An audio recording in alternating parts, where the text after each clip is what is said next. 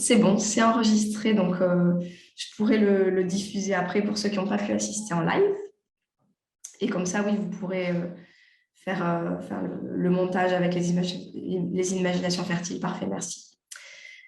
Et donc, je vous présente Félix Assouli, du coup, l'intervenant d'aujourd'hui, qui est spécialisé, on va dire, de l'impact systémique.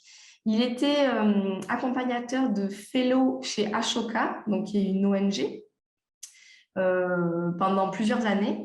Et aujourd'hui, il travaille chez Chemin d'Avenir, mais du coup, je vais le laisser se présenter plus précisément. Mais en tout cas, il a 10 ans d'expérience sur le secteur de l'entrepreneuriat social. Et du coup, il a beaucoup de choses à vous dire sur ce sujet-là. Donc, Félix, je te laisse prendre la main et moi, je prendrai les questions dans le chat. Super, bonjour à tous.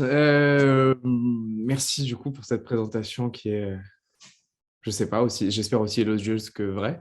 J'espère que vous allez bien.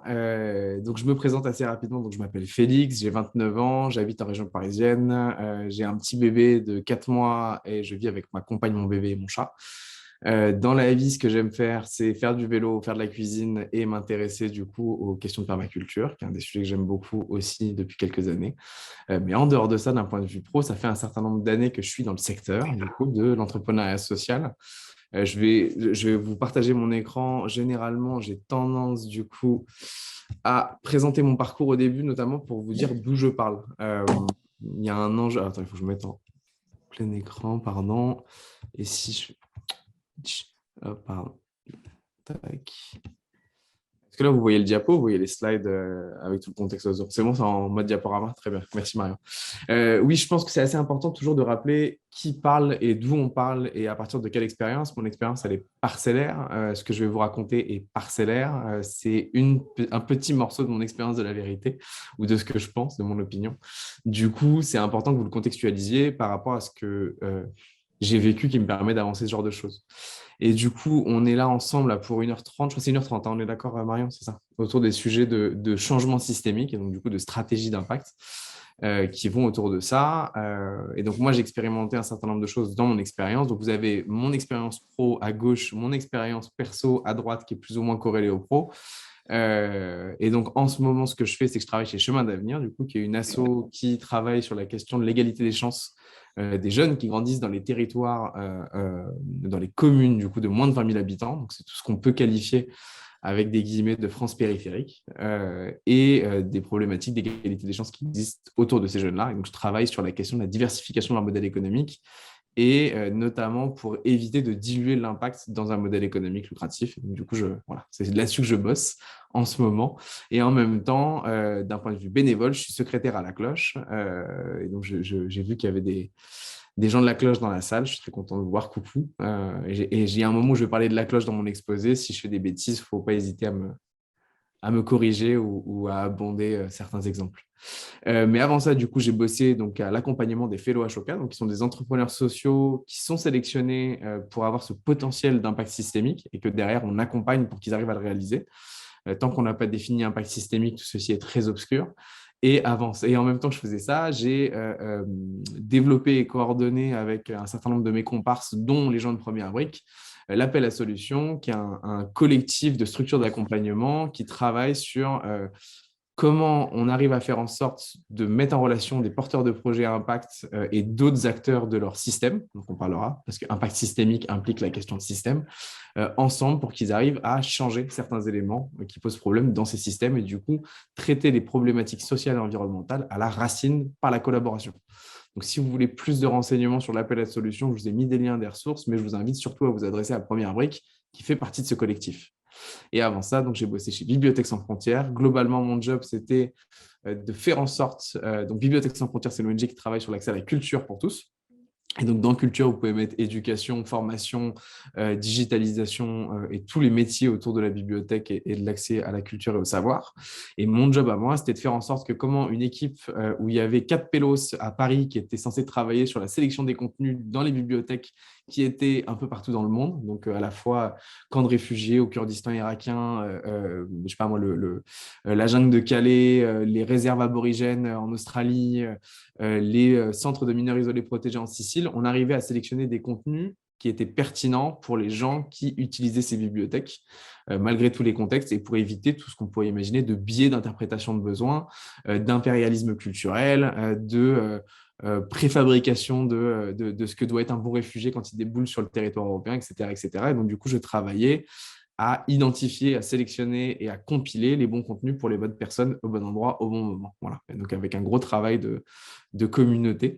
Et avant ça, j'ai fait plein d'autres trucs dans l'écosystème, enfin plein d'autres trucs, un certain nombre d'autres choses. Donc, en gros, je suis passé par de la microfinance de terrain au Togo en 2010. Et après, j'ai fait plein de trucs en France jusqu'à l'Agence française de développement où j'ai fait mon mémoire de fin d'études sur le colonialisme et du coup les héritages du colonialisme dans les politiques d'intervention de la France au Burkina Faso, et plus spécifiquement sur le marché du coton. Voilà, donc autre histoire, autre sujet, je ne vous en parlerai pas plus que ça, mais c'est à peu près mon parcours. Donc vous voyez d'où je parle, quelle est ma formation à peu près, quel est l'angle de vue que je vais avoir, qui est un angle de vue qui est très à la fois très projet, parce que du coup, j'aime bien penser que j'ai les mains dans le cambouis des projets d'entrepreneuriat social et c'est ça ce qui me botte au quotidien. Et j'évite d'avoir cette vision trop aérienne et en même temps, je suis un accompagnateur par un certain nombre de points. Donc, j'ai une vision très propre, très post-rationalisée des stratégies d'impact, beaucoup moins au temps présent. Et donc, du coup, ce que je vais vous livrer, c'est des choses qui sont du raffiné, des choses que j'ai eu le temps de digérer. C'est généralement quand on pose la question à un entrepreneur qui est en train de bosser sur un sujet à l'instant T, il n'est pas capable de vous sortir ce que je vais vous sortir. Et moi, maintenant que je bosse chez Chemin d'Avenir, si on me pose la question de la stratégie systémique que j'essaie de monter chez Chemin d'Avenir autour de leur modèle économique, c'est un peu moins clair que ce que je vais vous présenter aujourd'hui. Voilà, c'est normal, donc ne vous inquiétez pas. Je suis assez bavard, vous avez déjà pu le constater dans ma présentation, c'est quelque chose sur lequel je bosse, mais du coup, je vais essayer d'aller assez vite sur un certain nombre de choses. Si vous trouvez que je suis trop rapide, n'hésitez pas à poser des questions. Vous êtes 25, donc à mon avis, pour plus de clarté dans le chat, et Marion se chargera de les reposer de manière synthétique et de les compiler si jamais il y en a plusieurs. N'hésitez pas à les poser au fil de l'exposé.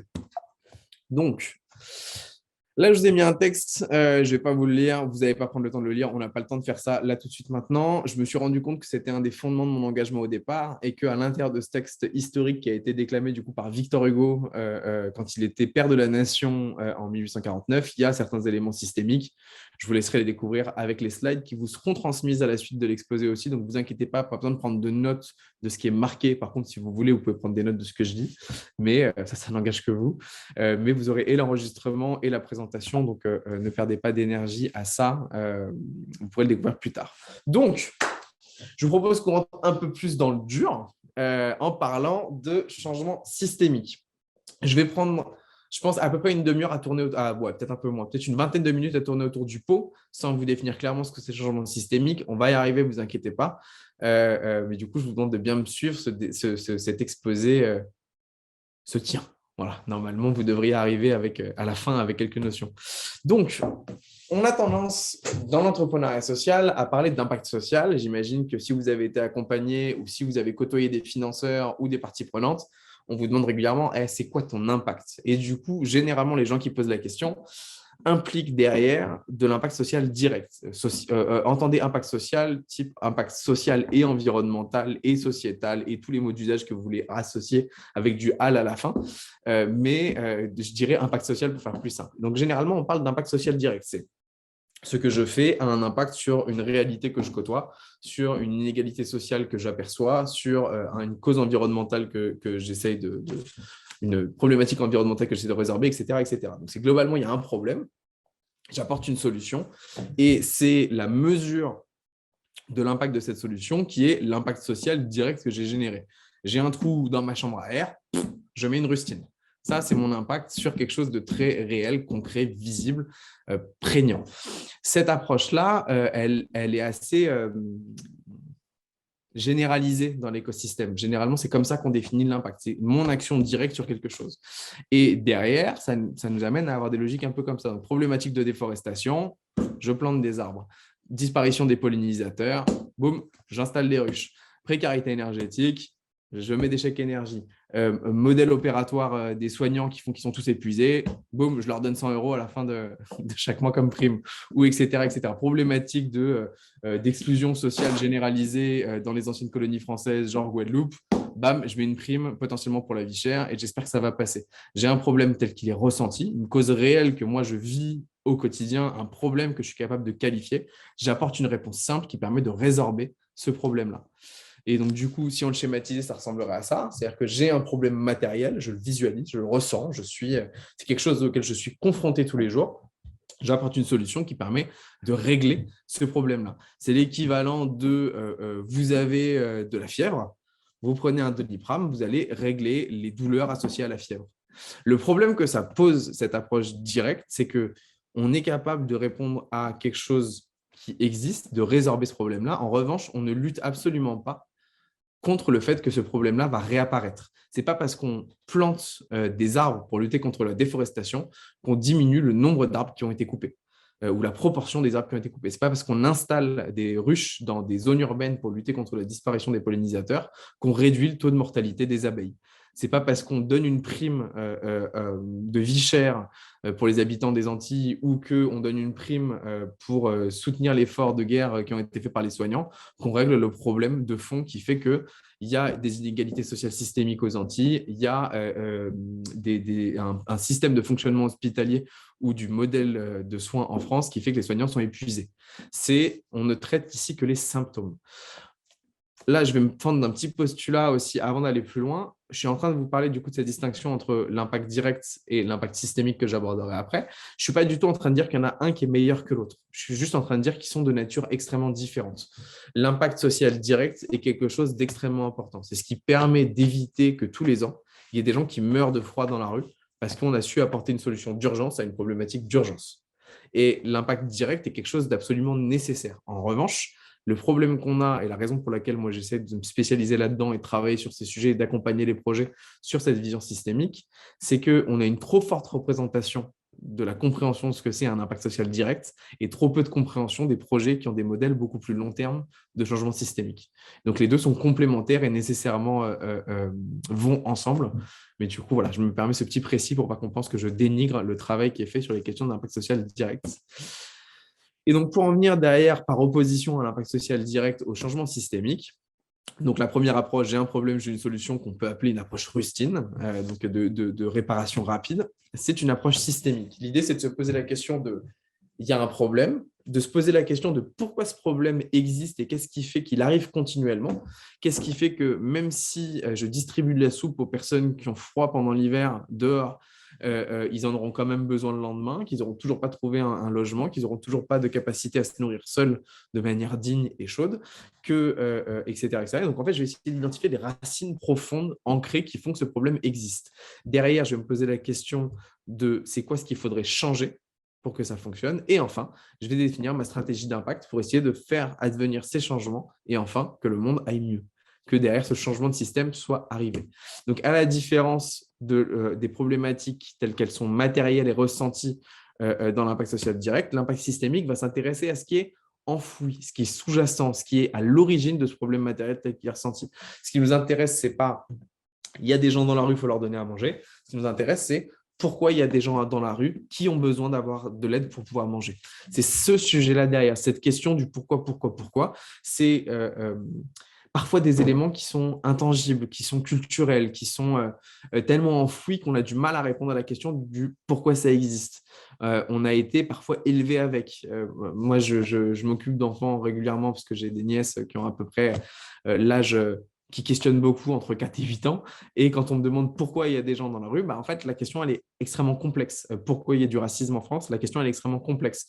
Pourquoi le système économique fait qu'il y a des inégalités? La réponse, elle est extrêmement complexe. Elle n'est pas monolithique, elle n'est pas évidente. Elle vient questionner énormément d'éléments d'organisation sociaux et culturels, éducationnels. C'est des éléments difficilement attaquables. On ne s'attaque pas aux causes de la grande pauvreté. On essaie de les combattre une à une. On va être sur une stratégie beaucoup plus complexe. Et donc, dans les stratégies systémiques, ce qu'on va essayer d'aller travailler, c'est ces problèmes enfouis, c'est les racines qu'il y a derrière tout ça. Et du coup, c'est des choses qui sont plus difficiles à identifier et donc plus difficiles à défendre quand on va aller voir un financeur, une partie prenante, un autre acteur quand on est porteur de projet. Donc, histoire de refaire un peu une petite échelle, donc vous avez là, c'est des ellipses avec du coup des diamètres qui représentent la taille et la durabilité, enfin le volume potentiel et la durabilité de cet impact. Donc, on va essayer de faire un peu la distinction entre les différentes stratégies d'impact. Donc, il y a des stratégies de service direct, c'est-à-dire que j'ai un problème, j'apporte une solution. Il y a des gens dans la rue, je distribue de la soupe ou ce que je vous disais avec mon vélo, moi je prends mon vélo tous les jours, je prends mon vélo, j'ai crevé mon pneu, je mets une rustine sur la chambre à air qui est crevée, ça c'est de l'impact direct. Voilà, c'est simple, ça règle la problématique telle qu'elle est ressentie. Derrière, on a la possibilité d'industrialiser ce service direct à grande échelle. La piste cyclable que je prends tous les jours, il n'y a pas que moi qui crève avec mon vélo. Et sur toutes les pistes cyclables de France, il n'y a pas que ma piste cyclable qui est concernée par les crevaisons. Si j'étais en capacité de monter un partenariat avec Decathlon ou Michelin ou que sais-je pour faire en sorte de distribuer des rustines sur toutes les pistes cyclables de France, j'aurais beaucoup plus d'impact. Mais je n'aurais pas réglé le fond du problème qui fait que les gens crèvent à vélo. Donc, j'aurais juste industrialisé, rendu à extrêmement grande échelle mon impact social direct. Et donc, voilà, c'est un peu le modèle Resto du Cœur. Je fais en sorte que partout en France, on soit en capacité de distribuer de la nourriture, de l'aide à destination de personnes qui sont dans le besoin. Donc ça, c'est l'industrialisation. Et enfin, ce qui va nous intéresser aujourd'hui et ce que moi j'essaie de traiter, c'est ces stratégies de changement systémique, c'est de se poser la question de pourquoi ça advient et donc de comment moi je pourrais faire de comment j'arrive à identifier les racines qui font que ça advienne, comment j'arrive à mettre une stratégie de changement autour de ces racines et comment j'agis pour faire en sorte que les éléments déclencheurs et qui sont continuellement répétés, qui produisent cette inégalité sociale, soient réglés à la racine dans leur fonctionnement même. J'essaye de faire en sorte de changer un système, d'où le changement systémique. Ces stratégies sont bien évidemment, comme je vous le disais, complémentaires. C'est extrêmement important de le voir comme ça. Une stratégie systémique seule, tant qu'elle n'est pas arrivée, il y a les gens qui souffrent. Une stratégie d'impact direct seule, elle demande continuellement d'avoir une réponse tous les ans, de manière récurrente, qui soit répétée. Le meilleur exemple qu'on puisse donner, donc on parlait des questions de personnes à la rue en hiver. Donc, le SAMU social est opérateur de la réponse aux besoins des personnes qui sont à la rue pendant l'hiver. Ils ont un enjeu du coup de protéger ces personnes-là. Donc, en 1995, quand ils ont obtenu la délégation de service public pour répondre à ces besoins-là, ils avaient donc une dotation et avec un choix face à eux où on a une politique qui vise à construire du logement à destination de ces personnes et on monte un modèle, mais on ne pourra pas sauver tout le monde pendant cet hiver-là, où on décide de sauver en urgence et d'avoir un grand plan de sauvegarde de ces personnes qui sont à la rue pendant l'hiver 95. Et dans ce cas-là, on va fortement entamer le budget qui nous a été donné, mais on n'aura pas construit de réponse long terme à ces problématiques de mal logement en hiver. Et du coup, le SAMU social a décidé, je pense que, enfin, en tout cas, moi, je pense que j'aurais fait la même chose qu'eux, à savoir répondre à l'urgence, parce que derrière, dans la balance, il y a des vies humaines. Et ils ont décidé d'investir la dotation qui avait été donnée pour payer des chambres d'hôtel. Alors, ce n'est pas du grand luxe, hein, c'est des chambres d'hôtel un peu généralement assez délabrées et précaires, mais mettre à l'abri les gens qui sont à la rue à ce moment-là. Et donc, ils ont décidé d'utiliser la cagnotte pour ça. Ils ont utilisé la cagnotte et l'année d'après, ils ont eu la même question. Ils ont eu la cagnotte et ils ont eu le choix. Est-ce qu'on loge les gens à l'hôtel pour éviter qu'ils meurent dans la rue de froid tous les ans, pendant cet hiver, pardon, ou est-ce qu'on essaie de construire des logements durables avec une approche plus durable de ce projet-là? Et encore une fois, la question, c'est est-ce qu'on accepte que des gens meurent parce qu'on n'a pas agi en service direct ou est-ce qu'au contraire, on a décidé d'avoir une approche long terme? Et ils ont redécidé, encore une fois, d'avoir une approche de service direct, ce qui est, encore une fois, normal. La façon dont le SAMU social aujourd'hui qualifie cette approche-là, donc les nuitées à l'hôtel pour protéger les gens pendant la trêve hivernale, enfin pendant les périodes de grand froid, ils appellent ça la drogue dure du SAMU social. Pour eux, c'est l'équivalent d'un crack ou d'une héroïne. C'est un modèle dans lequel ils sont constamment coincés parce que se répètent tous les ans les mêmes problématiques et avec le même choix moral à opérer. Voilà. Et donc, du coup, les deux approches sont extrêmement complémentaires et il y a une grande nécessité à travailler là-dessus. Donc, globalement, vous l'aurez compris, ce qui nous intéresse dans cet exposé-là, ce n'est pas l'impact, mais c'est véritablement le changement qui est prôné dans la stratégie derrière. Donc, si on schématise un peu une approche systémique, qu'est-ce que c'est? L'idée, c'est de voir. Alors, c'est un schéma très moche que j'ai fait moi-même avec des formes sur PowerPoint. Je vous invite à ne pas juger l'esthétique, mais ce que ça veut dire. Donc, il y a un problème peut-être qu'il est ressenti. Okay, on va se poser la question du coup de c'est quoi les racines qui provoquent ce problème-là? Qu'est-ce qui est la partie enfouie de l'iceberg derrière? Une fois qu'on a trouvé les racines, on va se poser la question de qu'est-ce qui produit ces racines? C'est quoi le système qui amène à ce que ces racines se répètent continuellement et donc génèrent le problème continuellement? Une fois qu'on a identifié le système, on va se poser la question de comment ce système fonctionne. Hop. Et une fois qu'on a trouvé le fonctionnement du système, on va se poser la question de comment ce système fonctionnerait idéalement. C'est quoi un système idéal qui fait qu'il n'y a plus de problématiques, que les racines sont résorbées et que le système fonctionne de manière tellement vertueuse que il y a plus, le problème n'existe plus. En tout cas, il n'est pas généré systématiquement. Une fois qu'on a trouvé ça, on va se poser la question de c'est quoi la stratégie la plus adaptée, la plus prégnante pour faire en sorte qu'on passe d'un système tel qu'il fonctionne aujourd'hui à un système idéal tel qu'on aimerait qu'il fonctionne. Et une fois qu'on a trouvé ça, on va choisir la stratégie la plus efficace pour y répondre. Ça va nous permettre derrière de déployer cette stratégie, d'opérer la stratégie d'impact qu'on avait visualisée. Et une fois qu'on a fait ça, hop, bam, bam, il y a le changement qui est arrivé, c'est génial, on fait la fête. Voilà. Et le changement systémique est opéré. Je vous rassure, comme toutes les problématiques d'impact, une fois qu'on a réussi à faire tout ça, ce n'est pas pour autant que tout est terminé et qu'il y a des lendemains qui chantent avec des grands chants de miel et d'or. On est plutôt dans un système où on a fait en sorte de résorber une problématique sociale majeure et on se rend compte que potentiellement, dans le jardin d'à côté, il y en a une autre, et que notre action, si on la repositionne un tout petit peu à côté, on aurait encore du boulot. Et donc, tous les projets que j'ai accompagnés, même s'il y en a beaucoup qui souhaitent disparaître, une fois qu'ils ont réussi à faire changer le système dans lequel ils étaient, ils se retrouvent à continuer de faire autre chose ou à prendre un autre système sur lequel appliquer leur stratégie, etc. etc. Donc, avant de pouvoir arriver là-dedans, mince, alors, attendez, parce qu'il faut que je réappuie là-dessus vu que j'ai appuyé dans l'autre sens, pardon. On va y arriver. Hop, c'est le problème des animations. Donc, le problème qu'on a avant tout ça, c'est de se poser la question de c'est quoi le système qui est à l'origine de la racine qui produit la problématique sociale telle qu'on la ressent. On fait ça de manière assez schématique.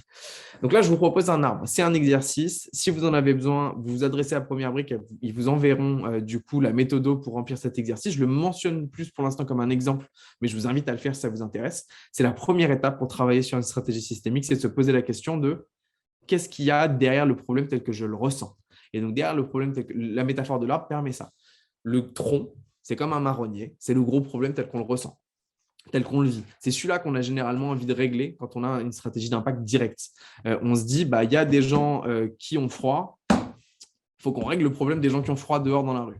Et du coup, la stratégie qu'on va avoir va être une stratégie qui va s'attaquer à un gros problème, mais de manière assez imprécise, de manière assez simpliste. Et le problème de ce gros problème, c'est que généralement, on ne peut pas le régler tout seul. C'est colossal, c'est un truc qui est gigantesque et il faudrait repenser la société entière pour y arriver.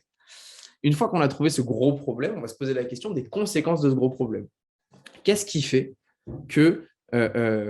c'est quoi les conséquences négatives de ce gros problème? Si on prenait par exemple les personnes à la rue en France et leur exclusion, ce qui était un des exemples que j'avais cité, le tronc, ça va être aujourd'hui, les personnes à la rue ne sont pas incluses dans la société française. Ça, c'est le premier point.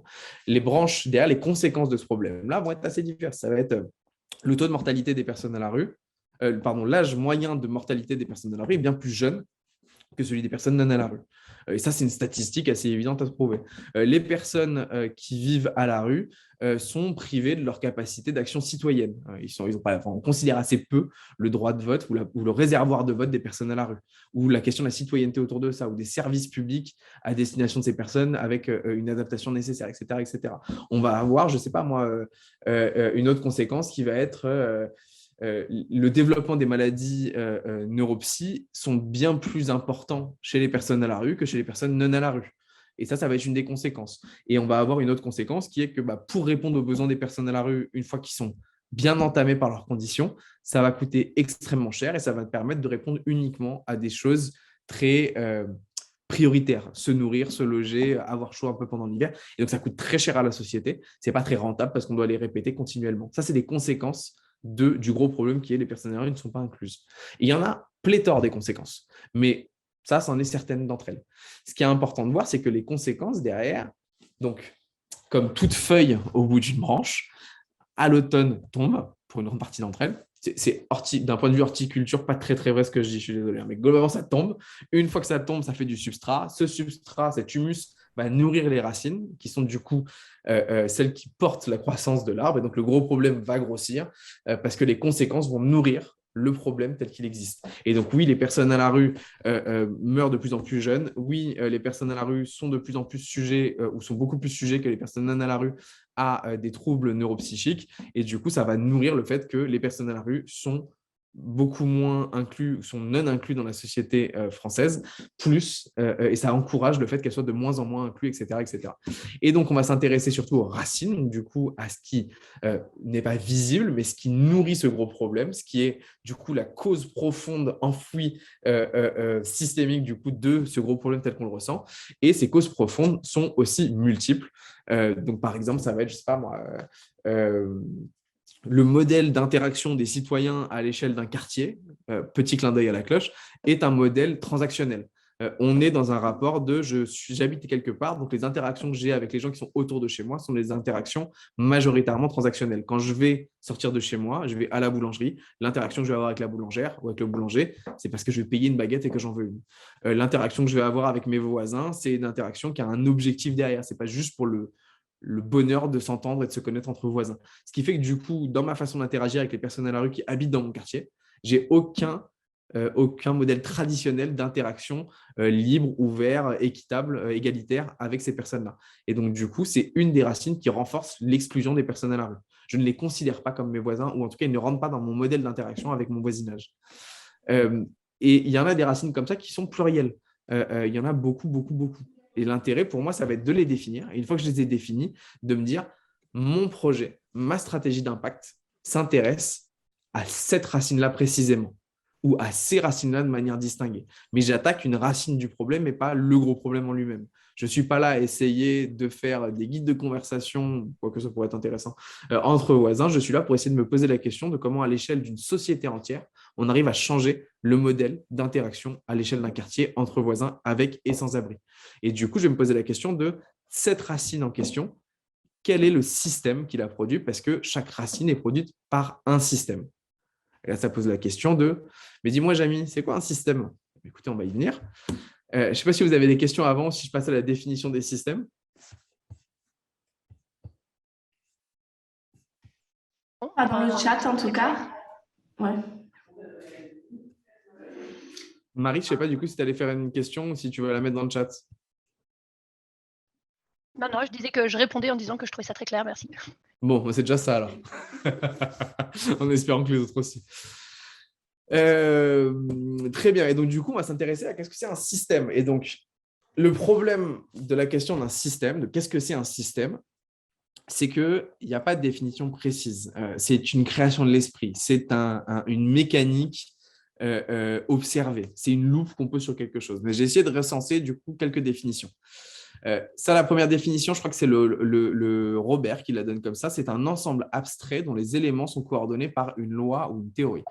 La deuxième définition, ça c'était Wiki, je crois, qui donnait ça, c'est un système est un ensemble d'éléments interagissant entre eux selon certains principes ou règles. Il est déterminé par sa frontière, donc ce qui est dedans et ce qui n'est pas dedans, donc ce qui fait partie du système et ce qui n'en fait pas partie, de ses interactions avec l'extérieur, donc en gros ce qui vient nourrir le système et ce qui en ressort. Et enfin, ses fonctions, c'est-à-dire comment à l'intérieur de ce système, ça s'agence, ça fonctionne. Vous pouvez assez vite vous poser la question du système digestif comme exemple. Il y a des choses qui rentrent, qui viennent de mon environnement. Mon système, c'est ce qui est à l'intérieur de ma peau et de mes organes. Il se passe des choses à l'intérieur et derrière, il y a des excrétas qui reviennent à l'intérieur de l'environnement. J'ai accompagné un projet sur la question de la gestion des ressources fécales et ce genre de choses où je connais le terme excréta, qui est beaucoup plus classe que le pipi et le popo. Mais globalement, vous avez du coup, c'est ce qui ressort. Donc, on va s'intéresser à comment, en quoi, donc un système, par exemple, qui est régi par quelque chose qui rentre, qui est digéré, et la digestion est régie par des règles et des modèles de fonctionnement. Et derrière, il y a quelque chose qui ressort. Un système n'est qu'un élément dynamique dans lequel transite de la matière ou des ressources ou autre chose. Troisième définition, c'est un dispositif ou appareil complexe qui est mis en œuvre pour aboutir à un résultat. Encore une fois, il y a là une définition un peu différente qui met en évidence une organisation volontaire qui, du coup, aboutit à quelque chose de précis.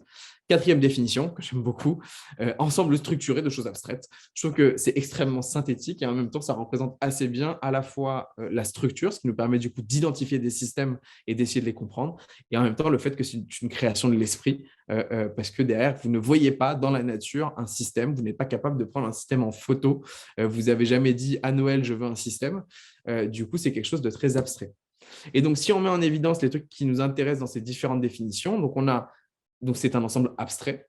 Ça, évidemment, c'est une création de l'esprit qui, derrière, nous met en évidence des choses qui sont régies par des lois, des principes de fonctionnement, des règles, d'éléments, du coup, qui sont à l'intérieur de systèmes qui interagissent entre eux et ils sont définis pour leur interaction propre par rapport à ce qui coexiste autour. C'est-à-dire qu'on va définir un système de manière circonscrite. On va dire c'est le système de telle chose par rapport au reste du monde. Et enfin, derrière, ce qui nous intéresse, c'est comment ce système récupère de la ressource, qu'il le nourrit et recrache cette ressource une fois son fonctionnement passé. Et donc, ce système abstrait est composé du coup de 5 éléments qu'on retrouve ici. Des ressources qui rentrent à l'intérieur du système, des règles qui régissent ce système-là. Donc, tout est en anglais, ça marche assez bien. Pareil en français, c'est les 5 R en français, les 5 R en anglais. Donc, des ressources qui rentrent et qui permettent à ce système de fonctionner, des règles qui le régissent, des rôles qui sont donc du coup les acteurs, les éléments à l'intérieur de ce système-là, qui eux-mêmes sont régis par des relations. Et ces relations ayant du coup permis le fonctionnement de ces rôles par rapport à des règles préconçues, ça amène à des résultats qui ressortent en dehors du système-là. Si on rentre un peu plus dans le détail, donc on a des ressources qui peuvent être de nature extrêmement différente. Des ressources, ça peut être de manière assez évidente des ressources financières, donc de l'argent, du fiduciaire qui rentre à l'intérieur du coup de ce système-là, mais ça peut être aussi du temps, ça peut être aussi de l'expertise, ça peut être aussi des infrastructures. Si on prend le système autoroutier en France, les autoroutes en soi, enfin le dur sur lequel on roule, c'est une ressource, c'est un élément important qui permet du coup à ce système de fonctionner. Si on prend le système énergétique, les infrastructures de production d'énergie sont des éléments de ressources. Si on enlève cette infrastructure, l'uranium seul dans la nature va produire de l'énergie pour nous. Voilà, par exemple. Derrière, on va aller regarder les règles. Les règles, du coup, c'est des règles qui sont donc à la fois légales. On est dans un pays de droit, et donc du coup, c'est le fonctionnement légal de quelque chose. Mais il y a aussi tout ce qui est règles culturelles, morales, implicites, d'usage, les us et coutumes, etc., qui régissent elles-mêmes sans pour autant qu'elles soient promulguées légalement le fonctionnement de ce système-là. Le fait que, je ne sais pas moi, faut manger avec une fourchette et un couteau et que le couteau doit être dans la main droite et que la fourchette doit être dans la main gauche, c'est des règles tacites qui sont non légales et qui du coup régissent le fonctionnement du système je sais pas moi, de politesse à table en France. Derrière, on a les rôles et donc les rôles. Et là, c'est un truc sur lequel je vais être assez insistant. Et si vous échangez avec Première Brique, il y a de fortes chances qu'il soit assez insistant. Et toute personne qui accompagne des projets avec de l'impact systémique va être très insistant. C'est les rôles. Les rôles, ici, on s'intéresse à ce que font les acteurs dans ce système-là, pas ce qu'ils sont.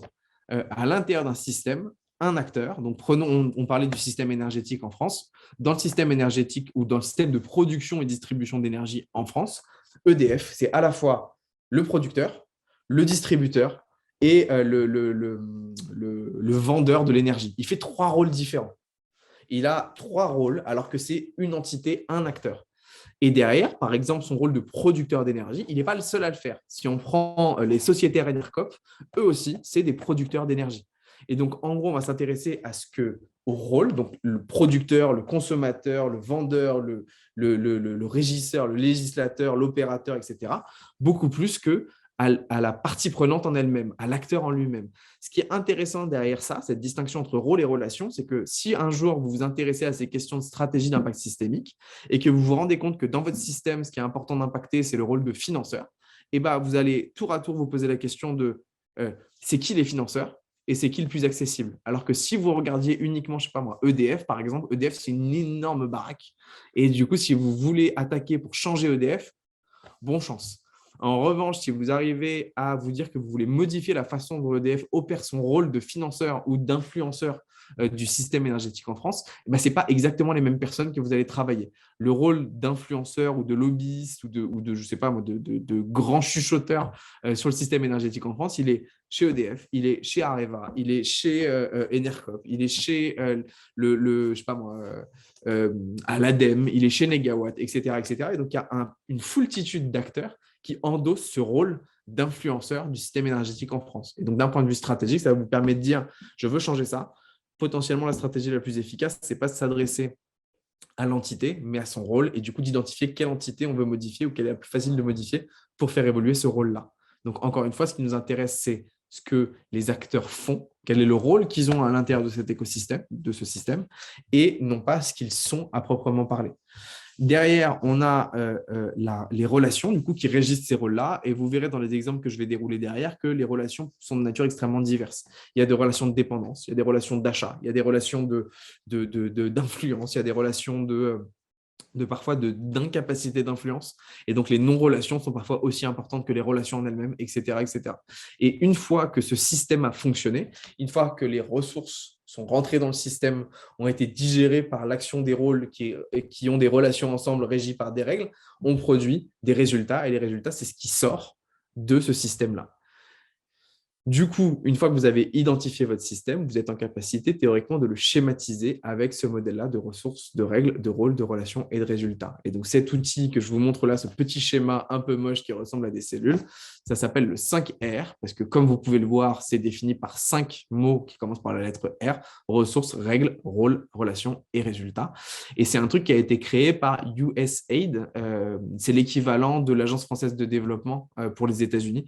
Donc, c'est un bailleur de développement, c'est des gens qui financent des gros projets pour lutter contre la pauvreté dans le monde et le développement et qui généralement sert aussi de vecteur de diplomatie économique pour les grands États. Voilà. Et du coup, USAID l'a utilisé pour schématiser les interventions et les conséquences de leurs interventions dans des écosystèmes.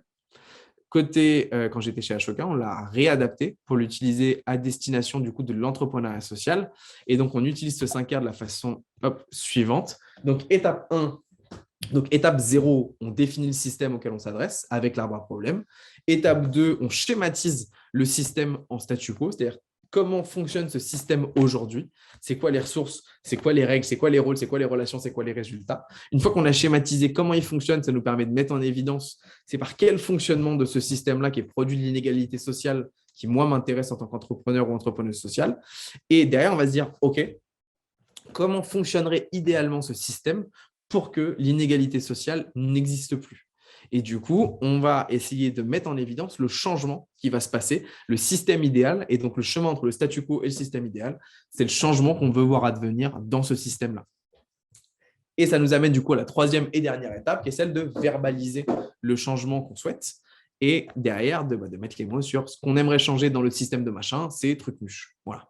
Et derrière, ça va donner la mission de la structure qui porte ce changement.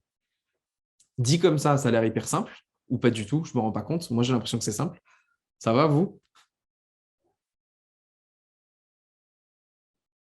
Je prends ce silence comme un oui. OK. Oui. Merci. Tenez bon. Du coup, une fois qu'on a dit ça, quelques petits éléments qui m'intéressent avant d'aller plus loin. Cette façon de regarder le projet est une façon qui aujourd'hui, enfin les projets d'impact et leur façon de travailler est une façon de travailler qui est assez, qui commence à devenir tendancielle. Merci aux acteurs qui bossent à leur rendre tendancielle, mais qui est encore assez intimiste, qui est encore assez peu assumée par les projets. Et la raison pour laquelle c'est comme ça, c'est que généralement, quand un projet rentre dans un écosystème d'accompagnement ou de financement et qu'on lui dit, on lui demande son modèle économique ou sa structuration, on va lui demander c'est quoi son rêve et c'est quoi sa façon dont il essaie de changer le monde, et ben, il va répondre parce qu'il est bon élève et qu'il a envie que son projet survive, on a pensé qu'on pouvait vendre tel truc ou nous, on sait faire ça. Et donc, en fait, on a tendance aujourd'hui encore dans l'écosystème de soutien à l'entrepreneuriat social à valoriser beaucoup plus, comment dire ça, les assets, ce que les gens savent faire, leurs solutions, beaucoup plus que les causes auxquelles ils s'attaquent. Et ce que j'essaye de faire et ce qu'on essaye de faire en tant qu'écosystème là-dessus, à valoriser le changement systémique, c'est véritablement de remettre la cause au cœur du truc. De dire, un porteur de projet, un entrepreneur social, une entrepreneuse sociale, si elle s'emmerde tous les jours à se lever pour un truc qui est hyper difficile, c'est parce qu'elle a un rêve et que ce rêve, c'est un rêve qui est crédible, c'est celui de changer quelque chose. Et du coup, il faut l'accompagner pour qu'elle arrive à mieux identifier ce qu'elle veut changer et derrière, à ce qu'elle arrive à trouver une stratégie pour y arriver. Et voilà. Et donc, c'est encore assez intimiste aujourd'hui. Il y a encore assez peu de financeurs, par exemple, qui adorent financer de l'impact indirect et qui adorent financer des stratégies d'impact systémique parce qu'elles sont à échelle 5 ans ou 10 ans. En revanche, c'est quelque chose sur lequel moi, je vous invite vraiment à travailler et à revendiquer le fait que vous soyez des défenseurs de votre cause et pas de votre solution. Que ce que vous voulez faire, c'est changer quelque chose. Le moyen pour le faire derrière, ça n'est qu'un moyen. Il faut être amoureux de sa cause et pas de sa solution. Voilà. Donc, du coup, c'est un mini précis que je voulais avoir. Je ne sais pas si ça résonne ou pas du tout. Mais globalement, moi, j'essaie de lutter contre les gens qui disent c'est quoi ce que tu sais faire ou les interprétations de l'ikigai qui laissent vachement plus de place à ce pourquoi tu peux être payé que ce que tu as envie d'apporter au monde. Donc, il faut vraiment, vraiment, vraiment assumer le fait que si vous êtes des entrepreneurs sociaux, c'est parce que vous voulez changer quelque chose, parce que le monde n'y va pas très bien. Et que derrière, vous n'allez pas forcément le faire tout seul, vous n'allez pas forcément le faire tout de suite, vous n'allez pas forcément le faire de la manière aussi ambitieuse que vous aimeriez voir le monde. En revanche, vous avez une mission de changement de société et vous êtes des acteurs de ce changement-là et par votre pratique au quotidien, vous pouvez le faire. Et donc, du coup, autant professionnaliser cette intuition, autant lui donner de la mâche, de la matière que vous pouvez amener aux gens en disant, en fait, là, vous me voyez parce que vous adorez l'appli que j'ai développée, ma méthode opérationnelle, ce genre de choses. Mais derrière, la vision qu'il y a, c'est de changer telle chose. Et du coup, demain, si l'appli ne fonctionne plus, si mon modèle opérationnel ne fonctionne plus, je garderai pour autant ce qui fait le sel de mon projet, à savoir cette vision du changement du monde. Et c'est ça ce qui vous définit normalement. En tout cas, les projets que j'accompagne, j'essaie de les amener à ça. Donc, sans transition, je vous propose qu'on aborde 2 exemples. Il est exactement 13h16 et j'aimerais finir mes 2 exemples à 13h30, ce qui est extrêmement ambitieux, pour se laisser un peu de temps de questions-réponses. Du coup, je vous invite à formuler vos questions. Je vois qu'il y a 14 messages dans le chat. Je ne sais pas si tu gères, Marion, tu me dis si jamais il y a des trucs. Hein. Oui, c'est clair, ça résonne. Merci pour l'instant. Ok, donc ça va alors. Ça va. Très bien. Ok, donc premier exemple, le système de réponse aux besoins des personnes à la rue en France. Comme vous pouvez le voir, ce titre est extrêmement long.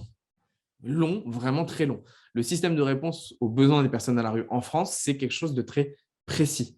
On n'est pas sur le système des personnes à la rue. On n'est pas sur le système des associations qui répondent aux personnes à la rue.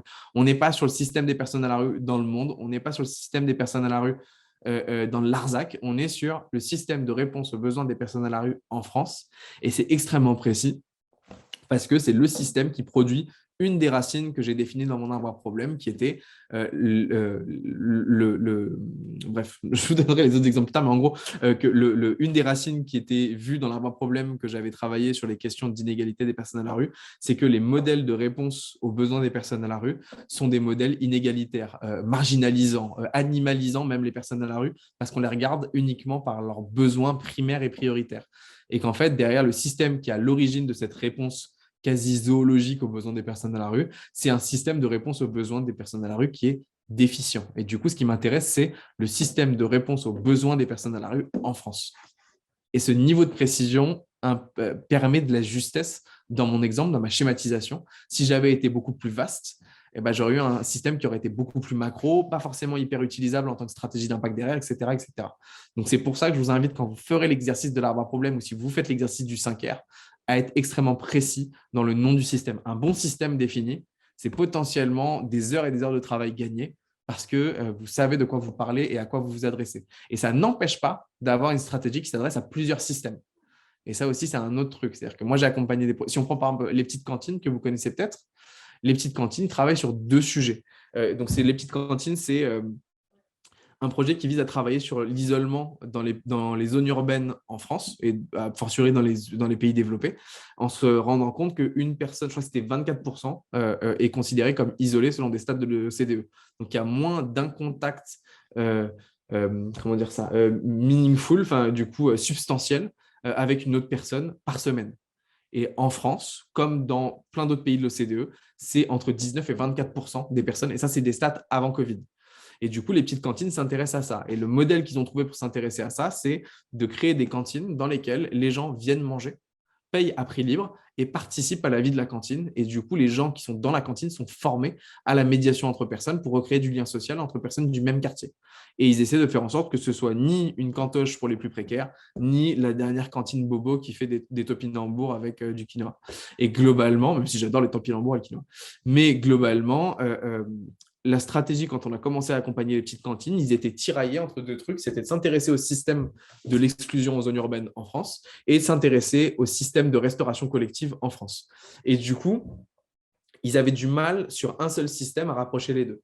Et en fait, on s'est rendu compte qu'ils travaillaient véritablement sur ces deux systèmes-là à deux différents niveaux. Ils travaillaient à la fois pour le fait de faire revenir l'art de la table et la cuisine et la restauration collective comme un moteur de société. Et de l'autre côté, une lutte plus profonde sur la question des personnes isolées en France. Et du coup, ces deux systèmes sont deux systèmes différents qui se recroisent. On n'avait pas réussi à identifier à ce moment-là le système qu'ils partageaient tous les deux, mais ils avaient une stratégie du coup qui s'adressait aux deux systèmes. Donc, on leur avait recommandé de travailler sur les deux systèmes en parallèle et trouver des points opérationnels qui étaient en équilibre entre les deux stratégies systémiques. Voilà. Donc, ce n'est pas grave si vous avez l'impression que vous vous adressez à deux systèmes, c'est juste que vous allez devoir bosser l'exercice 2 fois ou 3 fois ou 4 fois. Ce n'est pas un problème, c'est juste des efforts.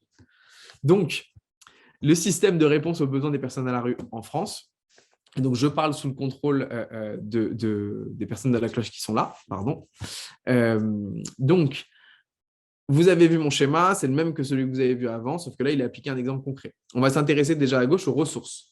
Donc, les ressources qui permettent au système de réponse aux besoins des personnes à la rue en France de fonctionner, c'est du financement de la money, enfin de la caillasse, de l'argent, des dons des particuliers, des financements publics, de la solidarité privée, de la subvention, ce que vous voulez.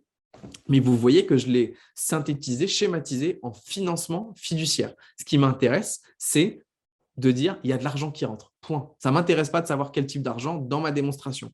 L'exercice du 5R est un exercice de schématisation. L'objectif, c'est de rendre évident par la simplification un dysfonctionnement systémique. Ce n'est pas d'être le plus précis possible. Quand vous allez faire l'exercice, pour avoir vu pas mal de porteurs de projets le faire, Marion pourra témoigner, vous avez tendance à vouloir être trop précis, trop juste. Vous voulez donner trop d'informations. Que vous soyez expert, ça vous regarde. Que vous arriviez à le schématiser, ça nous regarde, nous, accompagnateurs et l'ensemble des parties prenantes que vous allez embarquer derrière. L'objectif, c'est d'être schématique, efficace, lean, le plus économe possible dans ce que vous allez mettre en évidence. Donc, financement fiduciaire, c'est la grande catégorie, c'est l'argent qui rentre et qui fait fonctionner ce système-là. Derrière, l'autre ressource importante, c'est le temps des bénévoles. Donc, temps de bénévoles, ce n'est pas du temps donné comme ça, c'est du temps qui est donné par des individus en tant que bénévole à l'intérieur d'une association de réponse aux besoins des personnes à la rue en France. Et derrière, il y a des dons en nature. Donc, des éléments qui sont non fiduciaires, qui sont donnés et qui permettent au système de fonctionner. Donc, des dons alimentaires, de vêtements, de ce que vous voulez. Voilà. Ça, c'est les ressources qui sont les plus importantes dans le fonctionnement de ce système-là. À l'intérieur de ce système-là, et c'est ce que je vous disais tout à l'heure, on est vraiment sur une digestion d'accompagnateur, là, on a uniquement 2 rôles. Un qui est les opérateurs et l'autre qui est les bénéficiaires. Il y en a qui opèrent et qui délivrent, d'autres qui consomment et donc qui bénéficient. Encore une fois, ce qui nous intéresse, ce n'est pas de dire qui ils sont, c'est de dire ce qu'ils font. Et donc, du coup, on a les opérateurs de la réponse aux besoins et de l'autre côté, on a les bénéficiaires de la réponse aux besoins des personnes à la rue en France. La relation qui les unit et qui, du coup, schématise un petit bonhomme bien mignon au milieu de mon système, c'est la réponse aux besoins. La flèche, elle est unidirectionnelle. C'est les opérateurs qui répondent aux besoins des bénéficiaires. Point. Vous ne voyez pas de flèche qui va dans l'autre sens. Le fait de ne pas en avoir mis met en évidence que les bénéficiaires n'ont pas leur droit de regard, leur droit d'action sur la façon dont les opérateurs répondent aux besoins des personnes à la rue en France. Derrière, on a un ensemble de règles qui régissent ce système-là. J'aurais pu mettre la Déclaration des droits de l'homme, j'aurais pu mettre un certain nombre d'autres textes de loi, je ne l'ai pas fait parce que ça aurait fait liste à l'après-vert.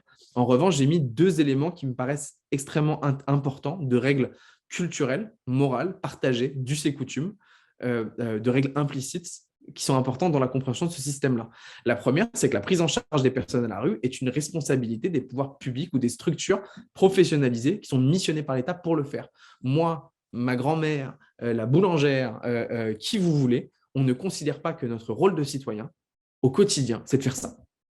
On considère qu'on n'est pas légitime, que ce n'est pas à nous de le faire, qu'on n'est pas responsable. En revanche, si j'ai envie de m'y coller, je vais m'inclure dans une association qui fait de la maraude ou qui fait de la distribution alimentaire pour avoir le petit gilet qui va bien avec les trucs réflexifs là, et derrière pour dire je suis bénévole à je sais pas moi, au SAMU social de Paris, au Secours populaire, à la Croix-Rouge, ce genre de choses. Et du coup, en tant que bénévole, il est de ma responsabilité de répondre aux besoins des personnes à la rue en France. Mais en général, le citoyen lambda ne se considère pas missionné, investi, responsable de cette réponse aux besoins des personnes à la rue en France. Derrière, il y a une autre règle, c'est une règle qui est partagée et qui est majoritairement partagée, c'est qu'il faut répondre en priorité aux besoins aux besoins de première nécessité. Pardon. Donc, les personnes dans la rue, ceux qui n'ont rien, ils ont avant tout besoin de choses prioritaires. Et prioritaire, entendez les 3 premières lignes de la pyramide de Maslow. Se nourrir, être en sécurité, se soigner, ne pas avoir froid, etc., etc. Mais on est sur du basico-basique. Si vous prenez un système du gardiennage dans un zoo, les animaux au zoo de Vincennes à côté de chez moi, ils n'ont pas il n'y a pas énormément de différence dans les besoins auxquels on répond. Les nourrir, les soigner, les loger dans un endroit où ils n'ont pas trop froid en hiver, pas trop chaud en été, et voilà, point. C'est tout. Derrière, on va aller regarder les résultats. Donc, une fois que les ressources, donc les financements fiduciaires, le temps bénévole, les dons en nature sont à l'intérieur de systèmes de réponse aux besoins des personnes à la rue en France et que les opérateurs les utilisent, les digèrent pour répondre aux besoins des bénéficiaires en respectant les règles que je vous ai citées, se produit des résultats. Le premier, c'est que la réponse aux besoins prioritaires des personnes à la rue en France est faite de manière hyper efficace. Je vous mets au défi de trouver du bug logistique dans les systèmes d'intervention de la Croix-Rouge et du SAMU social. C'est des machines de guerre. En même temps, il faut se rendre compte, hein, la Croix-Rouge, en 24 heures, ils sont capables d'envoyer 2 avions cargo à l'autre bout du monde pour intervenir suite à un tsunami ou une épidémie, ce genre de choses. C'est des machines de logistique. Et si au début de la crise Covid, on avait demandé aux personnes âgées de rester chez elles et qu'on avait demandé aux assos de faire de la distribution alimentaire, on aurait certainement eu un système de réponse bien plus efficace aux besoins des personnes à ce moment-là. Bref, petite parenthèse, désolé, je ne sais pas pourquoi je dis ça, mais globalement, c'est pour vous illustrer à quel point c'est des machines de guerre. Moi, j'ai bossé quand j'étais chez Bibliothèques sans frontières avec un certain nombre d'associations de réponse d'urgence. C'est des tableurs Excel sur pattes d'une efficacité vraiment extraordinaire. C'est du travail brillant qu'ils font, mais il ne faut pas leur demander de faire autre chose que ça. Ce n'est pas leur job, ce n'est pas leur grille d'efficacité. Et aujourd'hui, la façon dont on répond aux besoins des personnes à la rue en France est majoritairement guidée par des gens qui sont avec ces métiers-là, avec ce genre de système de fonctionnement. Et donc, du coup, cette réponse hyper efficace aux besoins prioritaires génère une dépendance des bénéficiaires à ce dispositif. Il n'y a pas d'autre endroit où on peut avoir à manger, à dormir, à se soigner, qui est aussi efficace que celui-là. Donc, en fait, par un biais de domination ou d'efficience, ils finissent par détruire l'ensemble des autres réponses potentiellement existantes à destination des personnes à la rue. Et ce système crée une dépendance et une posture passive. Cette posture passive amène les personnes à la rue à ne pas être considérés et parfois même à ne pas se considérer eux-mêmes comme des gens qui ont besoin d'avoir d'autres réponses que des besoins primaires. Et donc, on les prive de leur humanité, de leur appartenance, de leur existence, de leurs besoins de socialisation. Et on arrive à une conséquence de marginalisation. Une autre conséquence qui n'est pas marquée là, c'est que de par le déploiement constant de ces réponses aux besoins hyper professionnelles et efficaces, il y a des personnes à la rue qui ne veulent plus aller à ce genre de dispositif parce qu'ils ne veulent plus être animalisés ou tableur excelisés, quoi. Ils ont l'impression de perdre leur humanité, donc du coup, ils décident de ne plus avoir recours à ce genre d'aide. C'est ce qu'on appelle le non-recours. Et c'est un gros sujet aujourd'hui dans les systèmes de réponse aux besoins des personnes à la rue. En France, il y a des gens qui ne veulent plus aller dormir dans des gymnases avec le SAMU social, qui ne veulent plus avoir de la distribution de soupe parce qu'ils ont l'impression d'être des moutons au milieu d'un bétail et que c'est trop dégradant pour pouvoir l'accepter. Et derrière, la conséquence de ça, c'est que la réponse aux besoins se professionnalise et ne fait plus partie du quotidien des citoyens lambda. C'est ce que je vous exposais. Moi, aujourd'hui un peu plus parce que je suis à la cloche, mais il y a quelques années, je ne savais pas comment interagir avec les personnes à la rue à côté de chez moi. Et tellement je ne savais pas, j'osais pas. Et vu que je n'osais pas, j'ai exclu complètement mon comportement quotidien, le fait d'interagir avec ces personnes, alors que, pourquoi pas, quoi. Et pourquoi non? Et donc, du coup, je ne le fais plus et les gens ne se sentent plus légitimes à le faire et ne savent plus comment faire. Donc, vous vous rappelez, il y a 3 étapes dans le 5R. Il y a le statu quo qu'on vient de faire et on va enchaîner derrière sur le système idéal. Je ne sais pas si vous avez des réactions là-dessus avant que j'enchaîne sur le système idéal. Peut-être il y a une petite question où tu disais qu'il faut pas aller dans trop le détail, alors que tout à l'heure, tu disais qu'il fallait aller dans le détail, enfin, repréciser le détail, à quel moment il faut aller dans le Ok, détail ou pas, et qu'il est 13h28, donc il faut que tu enchaînes ouais, si tu veux faire les deux exemples. Sinon, c'est on n'en clair. fait qu'un.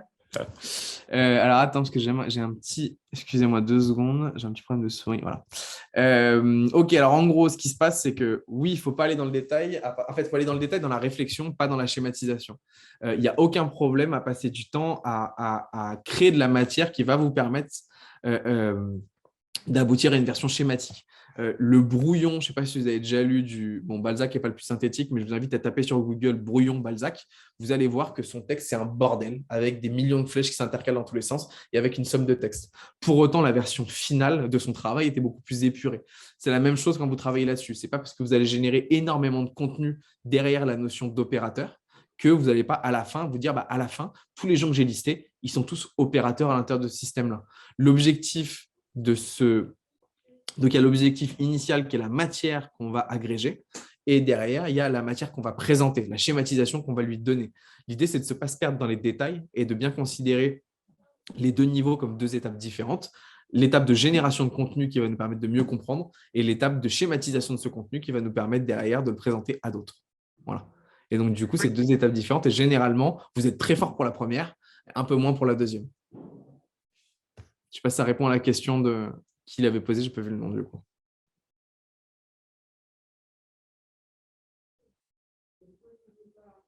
Je considère Label. Et du coup, on a une remarque qui dit on ne parle pas d'activité dans ce schéma, non, on parle du Non, système, de ce qui se passe dans le système, d'un statut. c'est ça. Et en fait, ce qui est intéressant dans l'activité, en fait, la question elle est assez intéressante. L'activité, ce n'est qu'un moyen d'arriver au changement de système qu'on veut voir advenir. L'activité, ce n'est pas une fin en soi. C'est encore le truc que je vous disais, c'est quoi les assets, cette espèce de question que nous posent tous les gens qui sont passés par une école de commerce avant.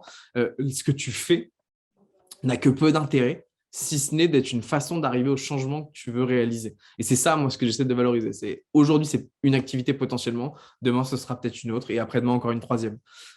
Et potentiellement, tu vas faire les trois en même temps.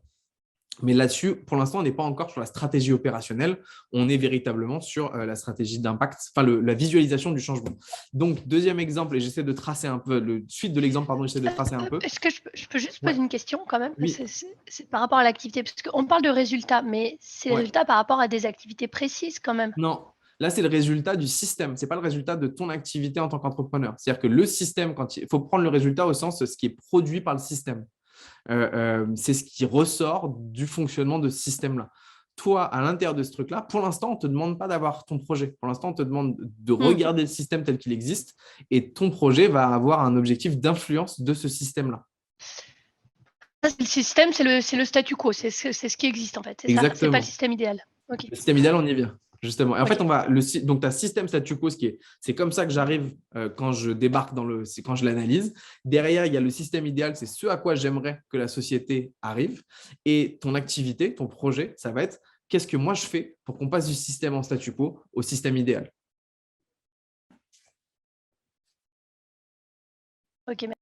Ok, merci Marie. Désolé, je suis obligé de tracer un peu. Si jamais il y a d'autres questions, n'hésite pas. Mais peut-être par écrit et après on se fait un autre call à côté si tu veux.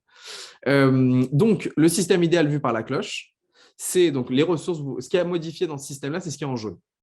Donc, globalement, vous voyez ressources, règles, résultats. Il y a des choses en jaune, des choses pas en jaune. Les ressources, pour le coup, n'ont pas changé. Il y a toujours les trois ressources qu'on avait évoquées au départ. Ce qui a changé en revanche à l'intérieur du système, c'est le rôle d'opérateur. On a donné accès au rôle d'opérateur à d'autres parties prenantes que simplement les traditionnels opérateurs de la réponse aux besoins. On a favorisé l'accès au rôle d'opérateur de la réponse aux besoins des personnes à la rue aux citoyens, avec ou sans abri, dans le cadre de leur quotidien. On essaie de faire en sorte qu'il faudrait, dans le monde idéal qu'on veut avoir, que l'ensemble des citoyens, avec ou sans abri à l'échelle de leur quartier, soient en capacité de répondre aux besoins des personnes à la rue en France. Et donc, ce que ça implique, c'est qu'il y a des règles qui ont évolué. La première, c'est une règle culturelle. La prise en charge des personnes à la rue est l'affaire de tous. Tous impliquant les personnes à la rue elles-mêmes et les personnes pas à la rue autour d'elles. Derrière, on a un autre truc qui est une autre règle morale qui du coup s'oppose à celle qu'on avait vue dans le statu quo, qui est les personnes à la rue ont des besoins qui vont au-delà de ceux de première nécessité. ils n'ont pas que besoin de se nourrir, de se loger, d'avoir accès à du soin. Ils ont aussi un besoin d'inclusion, de socialisation, d'appartenance, d'existence, d'importance auprès du coup de leurs pairs, à savoir les autres citoyens. Et les bénéficiaires doivent être partie prenante des solutions mises en place. On ne fait pas pour, on fait avec et on fait ensemble quelque chose. Et donc, globalement, vous voyez que cette troisième règle a été schématisée à l'intérieur du 5R. Donc, les opérateurs interagissent au quotidien avec les bénéficiaires parce que c'est parfois les mêmes, où il y a une interaction quotidienne. Et en plus de ça, il y a constamment une inclusion et des formations entre les opérateurs et les bénéficiaires. On fait en sorte que les personnes qui ont des besoins de réponse, qui sont des personnes à la rue, interagissent en continu avec les opérateurs de la réponse aux besoins, et parfois c'est les mêmes, pour permettre derrière d'avoir une réponse aux besoins qui est plus plurielle, qui n'est pas uniquement de la réponse aux besoins telle qu'elle est estimée par les opérateurs du statu quo, à savoir des besoins prioritaires primaires. Et derrière les résultats de ce système idéal, c'est qu'on a toujours une réponse aux besoins prioritaires qui existe, c'est toujours le cas. Pour autant, on répond en plus aux besoins de socialisation, donc du coup on limite la marginalisation, on crée un changement de regard de la société sur les personnes à la rue par l'interaction quotidienne. Le fait d'avoir une interaction quotidienne dans le cadre de notre quotidien, de notre quartier, fait que les personnes à la rue ne sont plus cette externalité avec laquelle je ne suis pas en capacité d'interagir parce que je ne sais pas comment faire. Et donc, ce contact quotidien est moteur d'inclusion pour les personnes à la rue comme une première étape, pour toute la société comme une étape plus générale, plus ouverte, plus globale. Et donc, si on schématise, si on verbalise le changement qui est souhaité par la cloche, donc dans le système de réponse aux besoins des personnes à la rue en France, nous voulons donner un rôle aux citoyens dans leur cadre quotidien, leur quartier. Et donc, les habitants avec et sans abri interagissent d'égal à égal, ce qui contribue à répondre aux besoins de socialisation des personnes à la rue, donc lutter contre le sentiment de rejet, et favorise un changement de regard durable sur les personnes à la rue. Et ça, c'est le résultat amélioré. Voilà. Si vous voulez plus d'informations, vous pouvez vous adresser, du coup, vous pouvez vous adresser à la cloche qui est là. Ça va ça retraduit bien? On est bon? Mince. Je ne sais pas si ton micro est allumé ou pas. Non, je valide. C'était très clair, Félix. Et là, je pense que tout le monde me déteste en mode « Elle a déjà les 5 R, qu'est-ce qu'elle fait là ?» Mais du coup, voilà. Donc, si vous avez des questions, j'ai mis un peu plus de contenu là-dessus. Mais n'hésitez pas à aller prendre un peu de temps avec la cloche ou avec d'autres projets qui sont revendiqués ou identifiés comme systémiques. Il y a un deuxième exemple qui est celui du système du parcours de soins hospitalier en France. Je vous propose de le mettre entre parenthèses pour l'instant. Vous pourrez le voir dans la présentation. Et si jamais il nous reste un peu de temps à la fin, je le repasserai au détail. Mais j'aimerais arriver après les exemples pour être certain de vous avoir donné tout le contenu et de laisser de l'espace pour questions-réponses. Ça vous va? OK. Hop, pas de spoil. Tac. Donc, une fois qu'on a identifié le changement, qu'on a réussi à le verbaliser, il faut quand même le faire advenir, ce qui est une autre paire de manches. Donc, comme je vous le disais, il y a la vision, donc le changement qu'on veut voir advenir, et après, derrière, il y a la suite. Les solutions qu'on va développer pour être capable de faire advenir ce changement-là, les modèles de distribution qu'on va avoir pour diffuser ces solutions, et du coup, les partenariats qu'on va devoir mettre en place pour que nos solutions soient les plus diffusées possibles. Et la stratégie d'impact, ce n'est pas uniquement vision-solution, c'est la totalité de tout ce machin-là. Et donc, le fait de penser d'abord le changement qu'on veut voir advenir comme objectif en premier, ça nous permet derrière de valoriser avant tout l'impact et après derrière d'avoir la stratégie la plus efficace possible. Ce qui nous intéresse ici, ce n'est pas ce que vous aimez faire, c'est qu'est-ce qu'on fait qui est le plus efficace pour arriver à ce changement-là. Et c'est à l'intérieur de cette batterie de solutions possibles qui sont les plus efficaces pour faire advenir ce changement ou ces changements-là que vous allez positionner votre offre, vos solutions développées, votre expertise. Et derrière, ce que ça permet aussi, c'est de se poser la question de avec qui je dois bosser pour que ce truc-là fonctionne. C'est une question qui est extrêmement importante. Généralement, changer le monde, si on essaie de le faire tout seul, ou on est Jésus, ou MacGyver, je ne sais pas, mais il y a un petit, je ne suis pas croyant, je sais pas pourquoi j'ai dit Jésus, mais il y a un côté un peu messianique à vouloir apporter le changement au monde seul. Il y a une réalité qu'on a observée en tant qu'accompagnateur et comme porteur de projet dans ce genre de sujet-là. Il faut travailler à plusieurs et il faut monter des équipes qui sont capables derrière d'adresser ces sujets-là de manière globale. Et pour monter des équipes, il faut savoir travailler avec des partenaires clés, donc les identifier, les embarquer, bosser avec eux. Ce que ça adresse, c'est ça. C'est que quand vous montez un projet d'impact, vous avez votre impact direct, ce que vous-même êtes capable de générer sur un sujet particulier. Ça, c'est donc par rapport au cycle de vie d'un projet, il y a une croissance qui est nécessairement linéaire. Si on est 4, on est capable de distribuer de la soupe à 4 endroits différents. Si on est 8 à 8 endroits différents. Si on est 12 à 12 endroits différents. Mais on n'est pas capable de distribuer de la soupe là où on n'est pas. Et donc, nos ressources humaines, nos ressources financières limitent notre capacité d'action en impact direct. C'est important, ça permet derrière d'amener la pérennité de l'organisation. Je suis capable d'opérer quelque chose qui me permet de survivre, d'avoir de l'impact, mais ça ne me permet pas de toucher le point du changement, le point de bascule, le tipping point, ce qui fait qu'on arrive à faire changer le système. Généralement, c'est positionné un peu au-dessus.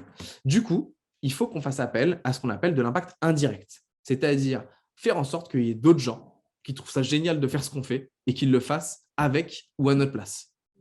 Avec nous ou à notre place. Et donc, on va aller chercher des partenaires démultiplicateurs, des gens qui vont nous copier. Donc, c'est ça la base de l'open source, de faire en sorte qu'il y ait d'autres gens qui fassent la même chose que nous. Et c'est très bien parce qu'ils le feront et ça créera un mouvement bien plus important. Créer des collaborations, faire des changements de loi ou de régulation, faire en sorte que du coup, il y ait d'autres acteurs qui, par la contrainte, s'alignent avec notre vision du monde. Et du coup, par leur action quotidienne, par leur intérêt propre, fassent en sorte que ce nouveau monde advienne. C'est un impératif d'avoir une stratégie d'impact indirect pour atteindre certains éléments, ces points de bascule qui font changer le système. Pour vous donner un exemple assez simple, c'est des chiffres qui datent de 2010, je ne vois plus le chiffre, il est derrière 2018. Donc, Unicité, je pense que tout le monde voit ce que c'est à peu près, mais globalement, quand ils ont commencé, leur mandat, c'était de travailler sur la lutte contre la marginalisation des jeunes dans les quartiers politiques de la ville, et du coup, qui s'appelait les quartiers, j'ai oublié le terme qu'il y avait avant, mais en gros, les quartiers précaires, les plus précaires, les plus isolés. Et du coup, on avait un truc assez simple, ils avaient créé un système d'implication des jeunes par la motivation auprès des structures qui faisaient du lien social et de l'impact dans ce quartier-là. Donc, pouvoir public, associations, maisons de jeunesse de quartier, etc., etc. Et du coup, ils ont eu à un moment une question, c'était de se dire, nous, est-ce qu'on continue à avoir une antenne par-ci, une antenne par-là et avoir de plus en plus de salariés qui permettent de maquer de plus en plus de jeunes avec de plus en plus de structures? Ou est-ce qu'on essaie de trouver un partenaire qui va permettre de démultiplier ce qu'on sait faire et qui va permettre de répondre au nombre de jeunes qui se marginalisent en France tous les jours? Et du coup, ils se sont dit, on va aller chercher l'État et on va essayer de faire en sorte que ce que nous, on fait devienne un texte de loi, devienne un contrat de travail. Du coup, Unicité, ils ont travaillé avec Martin Hirsch en 2000… je n'ai plus les dates, je suis désolé. Je recherche les dates et je vous les envoie derrière, mais c'est sous la présidence Sarkozy. Et ils ont co-créé avec du coup l'État l'Agence nationale du service civique. Et ce contrat de mobilisation, qui est le contrat de service civique, qui permet d'impliquer sans que Unicité soit derrière, X milliers de jeunes à destination de X milliers d'associations au service de leur inclusion et de la valorisation de ces jeunes pour la société de manière générale. Et donc, en 2018, Unicité, par ses petits bras, arrive à accompagner 8 739 jeunes, ce qui est globalement important, mais pas non plus colossal. Ce n'est pas ça qui va régler le problème de la marginalisation des jeunes en France. Et en termes d'impact indirect, l'Agence nationale du service civique qu'ils ont co-créée et dans lequel ils ont toujours un siège à l'administration, accompagne 140 200 jeunes par an. Ce qui est colossal. C'est-à-dire qu'en termes de multiplication d'impact, ça fait x16 en termes d'impact indirect. Voilà. Donc, je vous ai mis un autre exemple que celui de l'appel à solution, mais Marion vous le détaillera si ça vous intéresse un peu plus tard, ou vous le verrez dans les slides.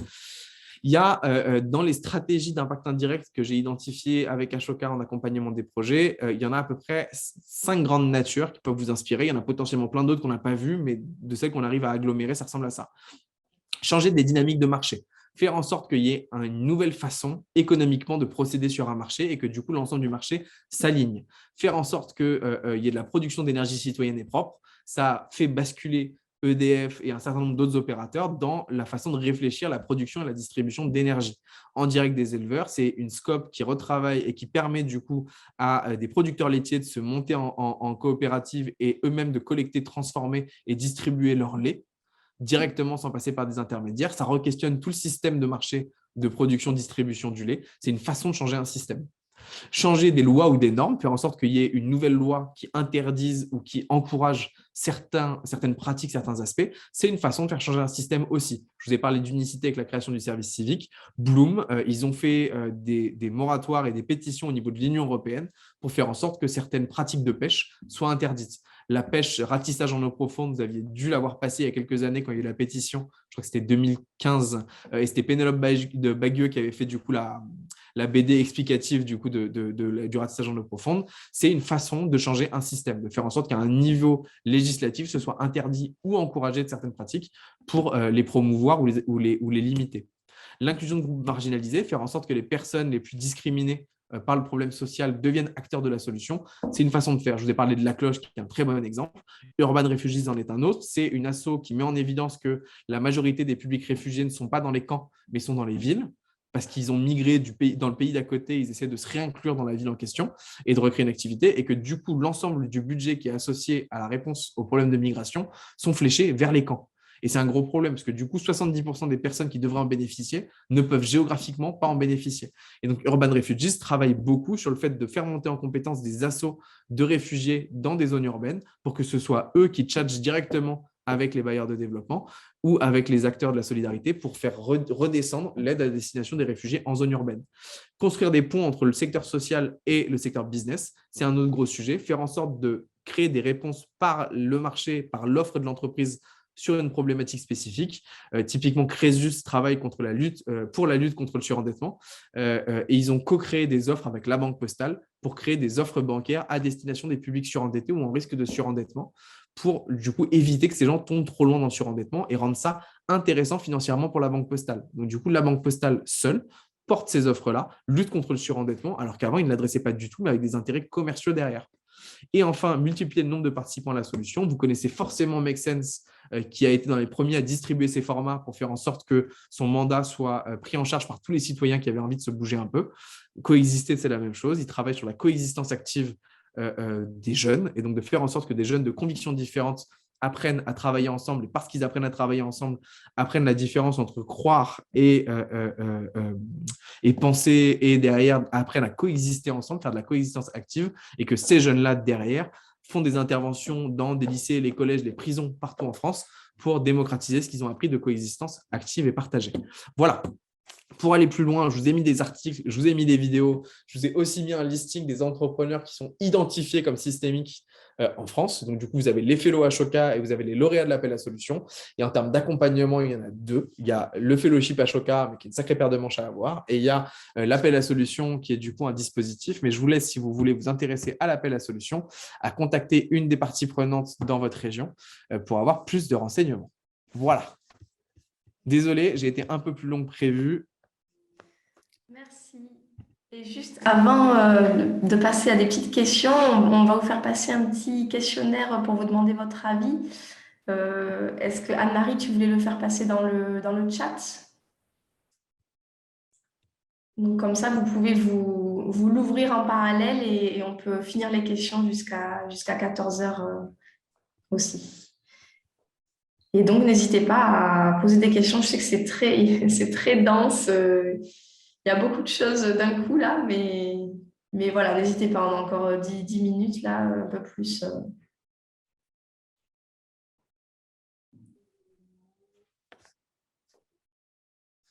Non, il en faut toujours une première pour lancer le truc. Hein. Vas-y, pose-la, toi. Alors moi, je veux bien en poser une, puisqu'après, il faudra que je parte. Merci, Marie. C'était donc du coup, tu as commencé en disant qu'il y a beaucoup, en fait, une entreprise, enfin au sens général, elle vise soit de l'impact direct, soit de l'impact systémique. Enfin, tu as commencé en disant que une majorité trop importante de structures visait de l'impact direct. Mais à la fin, j'ai l'impression que c'est juste une façon de réfléchir, c'est-à-dire que tout le monde devrait réfléchir à impact systémique.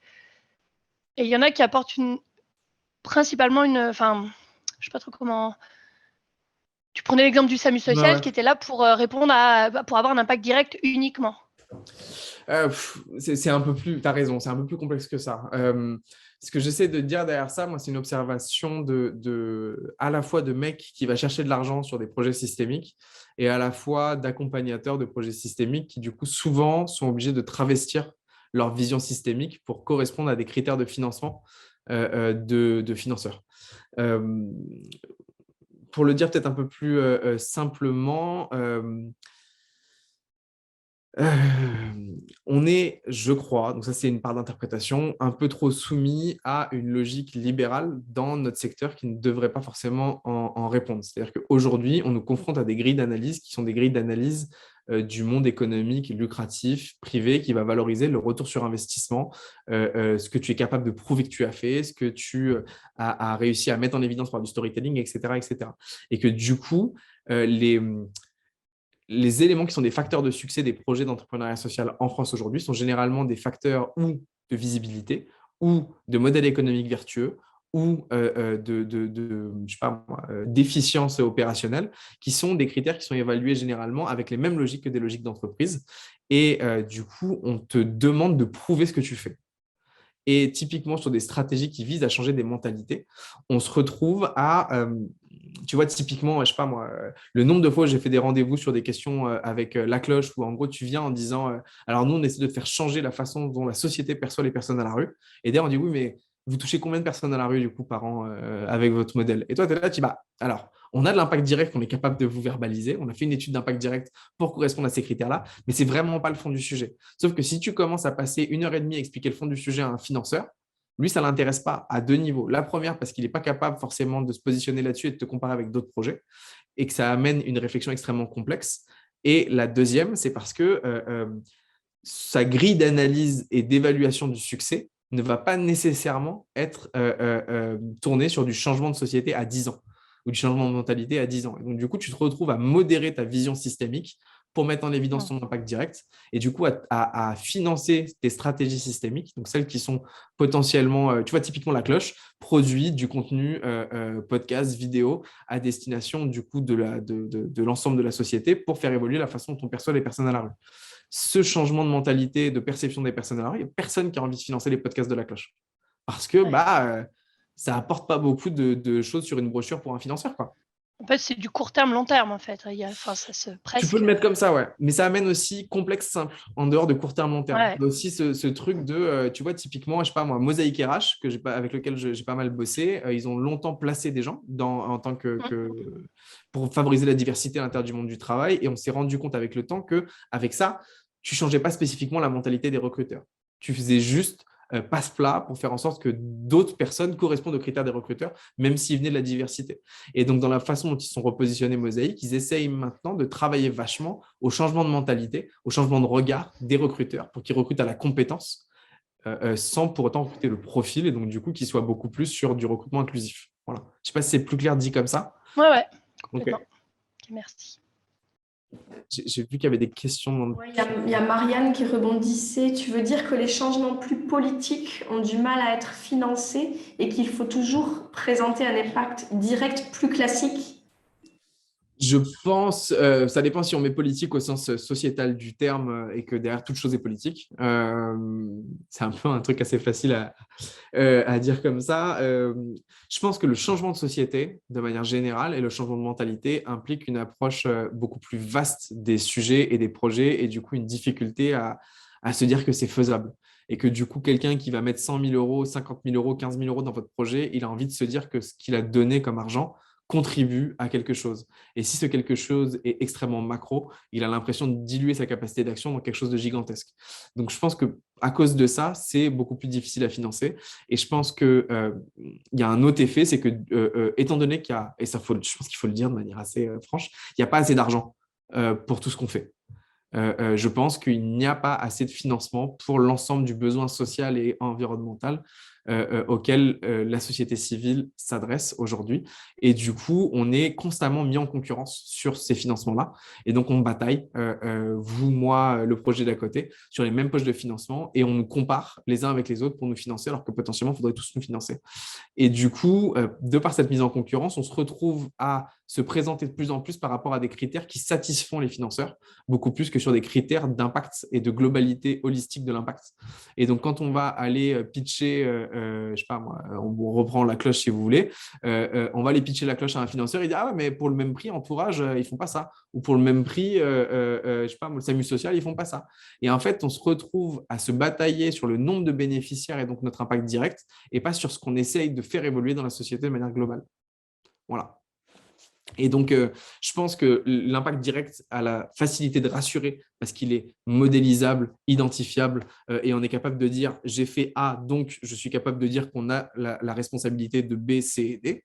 Là où le systémique va être beaucoup plus sur une approche beaucoup plus sciences humaines et sociales de la mesure d'impact et donc du coup beaucoup plus long terme et beaucoup plus subjectif sur certains aspects, ou beaucoup plus science molle. Et donc du coup, ce n'est pas des choses qu'on apprend à l'école des gens qui sont opérateurs de financement, qui sont dans les collectivités publiques, qui sont dans ce genre de choses. Voilà. Si je peux me permettre, moi, ça m'avait pas mal éclairé la différence. On dit beaucoup aux projets d'évaluer leur impact, donc leur mesure d'impact. Vous savez tout ce qu'il faut faire ça. Mais en fait, vous évaluez votre impact à vous de votre projet. Et en fait, quand on va sur l'impact systémique, on regarde votre impact à vous, mais au sein du système. Et du coup, vous n'êtes pas les seuls à travailler sur le système. Donc, en fait, ça va être un impact que vous, pas seul, avec d'autres, vont générer. Donc, c'est plus difficile d'évaluer ça pour les projets parce que vous vous dites, mais en fait, j'ai joué un rôle, mais il n'y a pas que moi, mais c'est pas vraiment moi. Mais en fait, si, parce que vous, voilà, vous avez un rôle dans ce système-là. Enfin, je ne sais pas si je l'explique bien, Félix, mais... Non, très juste, très très juste. Le bon exemple qu'on pourrait utiliser, c'est typiquement, je sais pas moi, prenons la question de l'impact systémique, justement. Donc, pendant plusieurs années, avec l'appel à solutions, on a travaillé sur la diffusion de l'impact systémique en France pour que ce soit quelque chose qui soit beaucoup plus connu. Et donc, l'appel à solutions continue encore aujourd'hui à travailler là-dessus. Aujourd'hui, moi, je suis appelé à droite à gauche en tant qu'indépendant à aller intervenir sur ces sujets-là. Il y a d'autres incubateurs, d'autres accompagnateurs, d'autres structures, même des fondations qui me demandent de leur expliquer c'est quoi l'impact systémique et qu'on en parle. Il y a 4 ans, 5 ans, il y avait nada de tout ça. Et du coup, quand on dit maintenant, grâce à l'appel à solutions, grâce à d'autres initiatives, on a fait changer les mentalités des financeurs, on essaie de faire évoluer la façon de percevoir l'impact en France. La question qu'on nous pose derrière, c'est vous ou c'est pas vous? Parce que vous avez fait quoi pour que ça change et comment vous arrivez à nous prouver que c'est vous qui avez fait ça? Et la réponse, c'est qu'on n'est pas capable de prouver qu'il n'y a que nous. On n'est pas capable de prouver la causalité entre ce qu'on a réalisé et ce qui s'est passé véritablement. Et pour autant, on est persuadé qu'on y a participé. Et ce qui est sûr et certain, c'est qu'aujourd'hui, la façon dont l'impact systémique est considéré n'a rien à voir avec ce que c'était il y a 5 ans. Et potentiellement, dans 10 ans, ce sera complètement différent. Et on sait qu'on y a pris part, mais on n'est pas capable de le prouver directement. Au même titre qu'un sociologue ça va être très compliqué pour un sociologue de prouver la conséquence directe de l'organisation familiale dans le nord de la France par rapport à, je sais pas moi, la fin des mines autour d'Arras. Et en fait, il va avoir un événement tangible qui est la fin de l'extraction du charbon dans telle zone. Il va avoir un autre élément tangible qui est la paupérisation des classes populaires à cet endroit-là. Et en même temps, il va être incapable de prouver la cause à effet direct entre les deux. Il va dire, on observe ça, on estime qu'il y a un lien de causalité. Mais dans sa méthode de sciences humaines, il ne va pas être capable de dire A a généré B. C'est la même chose. Et donc, dernière question avant de terminer, n'oubliez pas du coup de remplir le petit questionnaire d'appréciation, s'il vous plaît. Est-ce que tu peux donner quelques exemples de projets que tu as accompagnés qui sont passés de l'impact, enfin, de leur approche d'impact direct à l'impact systémique Ouais. Bien sûr, dans les plus évidents qu'on pourrait donner, peut-être tu veux parler de EE, qui fait partie des lauréats Première Brique, je ne sais pas si… Et c'est un projet qu'on a accompagné avec Première Brique au début et qui était lauréat de l'appel à solutions, donc le programme de cette année. Et eux, en fait, à la base, ils travaillaient sur un déambulateur pour permettre aux personnes de pouvoir, qui étaient à mobilité réduite, on va dire, de se déplacer. Donc, ça part de là. Mais en fait, parce qu'ils trouvaient que l'objet n'était pas forcément adapté à tous. Voilà, bon, ça partait de là, mais en fait, en remontant le sujet, ils en viennent vraiment à travailler sur la mobilité en général. Et pourquoi? Dans des établissements qui accueillent du public, il n'y a pas tout le monde qui peut y aller parce qu'en fait, ils ont des problèmes de mobilité. En fait, une femme enceinte avec 2 enfants, par exemple, elle va se priver d'aller dans tel ou tel musée parce qu'elle va dire que ça va être trop compliqué, elle ne pourra pas se reposer. Ou quelqu'un qui s'est cassé la cheville. Pareil, il ne va pas pouvoir accéder aux endroits comme il voudrait pour des visites ou des balades, ou une personne âgée. Mais en tout cas, ils ont voulu… ils partaient plutôt des personnes âgées, mais en fait, ils sont revenus sur les personnes en perte de mobilité à un moment donné de leur vie, en fait. Et du coup, ils ont co-construit avec les bénéficiaires un outil de mobilité qu'ils appellent les flâneuses. Vous pouvez aller voir sur LinkedIn ou Facebook pour vraiment permettre de l'inclusion dans les établissements recevant du public de tous, en fait. Et un outil qui est ludique, pratique, non stigmatisant Voilà, et ils travaillent vraiment cette question de l'inclusion au général. Et ce qui est assez intéressant de voir avec EE, c'est que donc là, au début, c'était des industriels qui produisaient des tubes en acier pour faire leur déambulateur. Ils sont passés à une activité qui est complètement différente, où ils ont toujours cette activité de produire des objets, mais en même temps, ils travaillent sur la façon dont les publics sont accueillis à l'intérieur de ces espaces, la médiation autour de l'espace pour permettre à chacun de se sentir à l'aise et de s'y déployer. Ils vont travailler à former des designers pour intégrer ces questions de design pour tous quand ils produisent un objet pour qu'il soit le plus inclusif possible. Ils vont essayer de travailler sur, et donc ils vont aller mesurer, par exemple, l'évolution de la perception de l'accueillabilité des lieux entre avant et après leur intervention, mais en introduisant et l'objet qui est la flâneuse, mais aussi les formations à destination des professionnels qui vont les accueillir dans le lieu, etc., etc. Et du coup, on est véritablement sur à la fois un objet qui permet de porter, de mettre le pied dans la porte et de rentrer à l'intérieur de ces lieux, d'avoir une solution technique, ce qui est la base de ce qui faisait leur projet.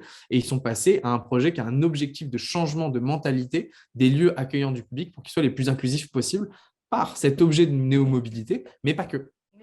Mais aussi par plein d'autres aspects d'accueil et ce genre de choses. L'autre exemple que je peux vous donner assez rapidement, c'est un autre lauréat de l'appel à la solution. Il s'appelle Rainbow Society. Il a monté une asso qui s'appelle, l'asso s'appelle Rainbow, pardon. Et au début, quand on a commencé à l'accompagner, le mec, son projet, c'était de monter une maison de retraite qui est spécialisée pour une maison de retraite, un lieu d'habitat pour les personnes âgées en perte d'indépendance LGBT qui du coup sont les extreme users de l'isolement des personnes âgées parce qu'ils n'ont pas d'aidants, pas d'aidants familiaux, très peu de personnes qui sont encore en couple à un âge qui est au-delà de 75 ans et du coup extrêmement isolées dans la société urbaine.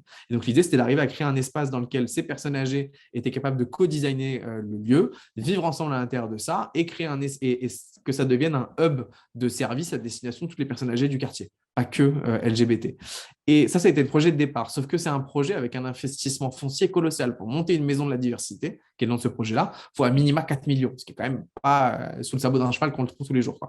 Du coup, au fur et à mesure de son accompagnement, il s'est rendu compte qu'il était capable d'avoir un impact autour de la perception de la condition spéciale de ces personnes-là, en dehors de ceux qu'il était capable d'accueillir dans ces lieux de maison de la diversité. Et du coup, en ce moment, il est en train de monter avec la Croix-Rouge une formation à destination de l'ensemble de toutes les personnes qui travaillent en maison de retraite ou en accueil de personnes âgées pour comprendre les besoins spécifiques de l'intimité des personnes âgées et par cette question de l'intimité des personnes âgées, traiter du besoin spécifique des personnes âgées LGBT. Et donc là, on est sur un truc où il va, au lieu d'avoir un impact propre, où il pouvait toucher une vingtaine de personnes pour 4 millions d'euros, avoir une approche beaucoup plus légère, agile, frugale, où il va aller bosser avec la Croix-Rouge qui forme 12% du personnel en maison de retraite tous les ans, pour qu'eux-mêmes récupèrent l'idée, la vision du besoin spécifique, la compréhension de cette problématique spécifique, et par eux-mêmes l'opèrent à destination de ça pour faire en sorte que la façon dont on accompagne les personnes âgées en France évolue pour intégrer ce prisme de vue là particulier. Ça, c'est une autre façon de penser systémique aussi. Voilà, on a bien débordé. Ah non, tu pourrais 1 minute. Non, ça va. On commence à perdre petit à petit des personnes. Normal. Parce qu'il est 14 Faire heures. un café avant de rembrayer à 14 h. Ouais. Merci beaucoup, Félix. N'hésitez pas, ceux qui ont participé, à revenir vers moi directement parce qu'en fait, j'ai pas tous vos contacts, en fait. Donc, j'avais pas fait de lien d'inscription avec vos mails pour vous envoyer les présentations. Donc, tant pis, envoyez-moi un mail à moi. Je vous le mets dans le chat. C'est marion.faubel@première-brique.fr. Je vous le mets dans le chat et sinon, vous pouvez me contacter sur LinkedIn. Je répondrai, je vous enverrai la présentation. Je mettrai l'enregistrement aussi à dispo. Et voilà, et passez par moi et je vous renverrai vers Félix aussi si vous avez des questions. Enfin, voilà. Mais en tout cas, passez par moi directement. Je vous mets l'adresse. Merci beaucoup. Merci. Merci à tous. J'espère que ça vous a plu. Merci beaucoup. Merci, très intéressant. Au revoir. Oui, merci, c'était très bien. Merci. C'était super. Merci beaucoup, au revoir. Super. Merci beaucoup. Je vais vous montrer ta belle réalisation.